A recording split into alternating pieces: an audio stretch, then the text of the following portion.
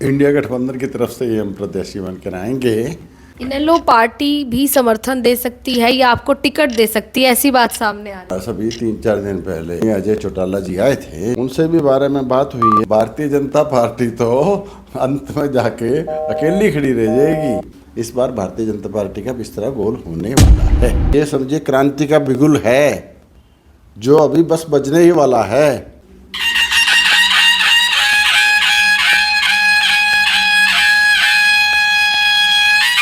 लोकसभा चुनावों का सबको इंतजार है और हरियाणा की करनाल लोकसभा सीट अपने आप में हॉट सीट बनी हुई है। हालांकि बीजेपी पार्टी ने अपना प्रत्याशी उतार दिया है पूर्व मुख्यमंत्री को।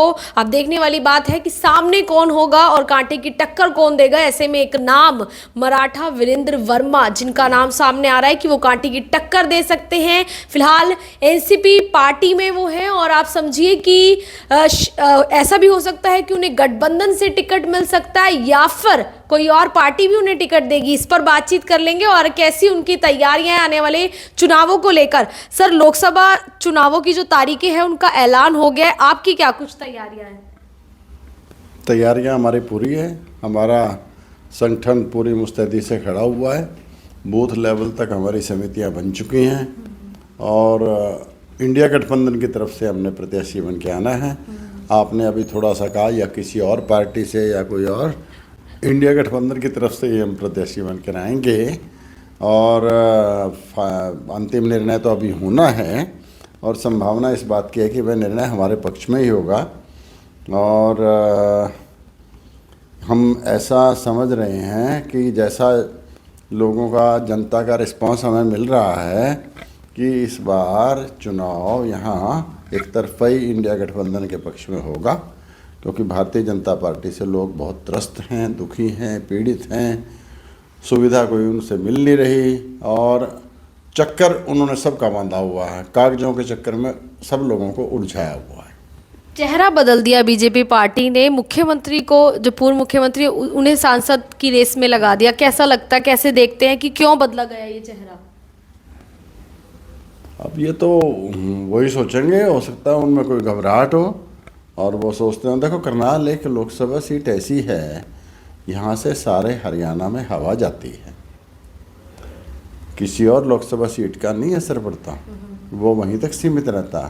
करनाल लोकसभा सीट में जिसकी हवा होती है, लगभग जीत उसी पार्टी की सारे हरियाणा में होती है। तो इस वजह से बीजेपी भी चौकस होगी इस मामले में। उन्होंने अपने मुख्यमंत्री को उतारा है और दूसरा मुख्यमंत्री जो वर्तमान में नए आए हैं, इनको विधानसभा के लिए उतारा करनाल से। करनाल तो इनकी समझिए सैरगाह होगी कि करनाल पे आए और कोई भी सवारी कर लें यहाँ। हाँ, ये भी बाहर के और एमएलए भी बाहर के। तो करनाल के लोगों को इसमें गंभीरता से और गहराई से चिंतन करने की आवश्यकता है और जो इस बार वो इस बात को तवज्जो देंगे और जो बाहर से प्रत्याशी आने की जो रीत है, इसको नकारते हुए इंडिया गठबंधन के प्रत्याशी जो उनके बीच का होगा। और इस बार मैं आपको एक बात और बता दूं, ये सिर्फ हरियाणा में नहीं, सारे भारतवर्ष में भारतीय जनता पार्टी के बारे में लोगों के मन में बहुत रोष है। लोग डर में हैं, सहम में हैं और ये ही नहीं समझ पा रहे हमें डर किस बात का है। डर है और लोग उस डर से निकलने की फिराक में हैं और संविधान के बारे में भी एक तहस नहस करने की जो इनकी थोड़ी बहुती लोगों के मन में शंकाएं जागती हैं, उससे भी छुटकारा लोग पाना चाहते हैं कि कभी ये तानाशाही स्थापित ना कर दें। तो कभी ये तानाशाही ना स्थापित कर दें, तो इसलिए भी मैं ये समझता हूँ कि लोग इस बार भारतीय जनता पार्टी के पक्ष में ना होके इंडिया गठबंधन के पक्ष में वोटिंग करेंगे। लेकिन शर्त इसमें ये है, इंडिया गठबंधन के जो प्रत्याशी हैं वो इनको ऐसे दिखने चाहिए कि भारतीय जनता पार्टी को ये मार दे सकते हैं। अगर उन्होंने लापरवाही से प्रत्याशी उतारे तो परिणाम कुछ और हो सकता है, लेकिन अगर सावधानी से प्रत्याशी उतारे गए और ऐसे उतारे गए कि भारतीय जनता पार्टी के उम्मीदवार को मात दे सकते हैं, निश्चित रूप से इंडिया गठबंधन की सरकार एक तरफा होगी। और आगे एक बात और भी कह दूं, क्योंकि आप भी सवाल उठाओगे कि वो 400 पार कह रहे हैं मैं इस 400 पार को कह रहा हूँ, उनकी 400 पे इस बार हार होना निश्चित है। समाज आपका आपके लिए एकजुट है और चाहता है कि किसी भी हाल में आपको टिकट मिले। समाज से बहुत समर्थन मिल रहा है आपको। आप जाति की बात कर रहे हैं? नहीं, एक जाति से तो देखो कुछ होता नहीं है, सभी में उत्साह है। इस बार आप देखेंगे भारतीय जनता पार्टी तो अंत में जाके अकेली खड़ी रह जाएगी और उनको तो अपनी जमानत तक बचाने के लाले पड़ जाएंगे, ऐसा मुझे लगता है। क्योंकि जैसा जनता का आशीर्वाद, क्योंकि अब मैंने प्रत्याशी के बारे में, मजबूत के बारे में क्यों कहा आपको, क्योंकि बार बार वो सवाल उठाते हैं, इनका पीएम मोदी के सामने कौन, मोदी के सामने कौन। कोई मोदी बहुत बड़ी चीज़ नहीं है, मोदी ने कुछ करा नहीं है, मोदी ने लोगों को दुखी किया। भारतीय जनता पार्टी से लोग इस टाइम पीड़ित ही हैं, त्रस्त हैं, शोर मचा मचा के वो कुछ का कुछ कह रहे हैं, विदेशों में छवि बढ़ा दी। लोग अभी बेचारे भोले आदमी हैं, अरे विदेशों में छवि बढ़ा दी तो फिर हमें जो विकसित देश है उनका वीज़ा क्यों नहीं मिलता? हर भारतवासी को वीज़ा, टूरिस्ट वीज़ा तो आसानी से मिलना चाहिए, लेकिन मिलता तो नहीं है। तो भारत की छवि कहाँ बढ़ा दी? इसका मतलब भारत की छवि तो वहीं की वहीं खड़ी है। खुशहाली का जो सूचकांक है और जो एक यूएन एजेंसी का सर्वे हर 4 साल बाद होता है, अभी मैंने कल परसों के अखबार में पढ़ा, भारत का कौन सा नंबर है? 126वां। ना खुशहाली यहाँ तो कि भी राम के नाम ले लेके लोग खुशहाल होने, अध्यात्म में डूब के लोग खुशहाल होने, लेकिन खुशहाली में भी लोग नहीं हैं और भौतिक सुविधाओं की तो कमी यहाँ है ही है। तो एक महाराष्ट्र राज्य है, उसको विकसित करने का मौका माननीय शरद पवार जी को मिला, जो हमारी राष्ट्रीय अध्यक्ष भी हैं। उन्होंने महाराष्ट्र को आज एक विकसित राज्य बनाया हुआ है, जो एक पिछड़ा हुआ राज्य हुआ करता था कभी।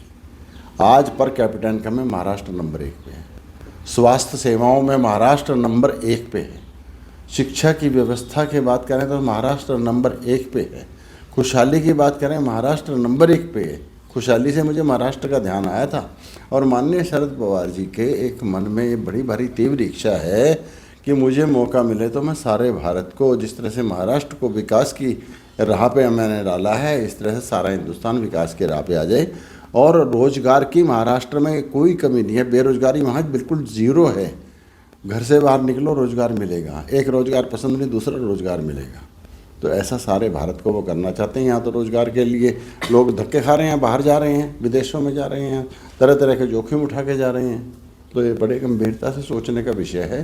तो इस बार करनाल से जहाँ तक बात है, हम समझते हैं कि यहाँ इंडिया गठबंधन के प्रत्याशी जो समझिए हमारे ही होने की संभावनाएं हैं, और एक सप्ताह में तस्वीर बहुत साफ भी हो जाएगी कि 1 सप्ताह तक टिकट का डिक्लेरेशन, हाँ, हो जाना चाहिए, हो जाएगा, मैं ऐसा समझता हूँ।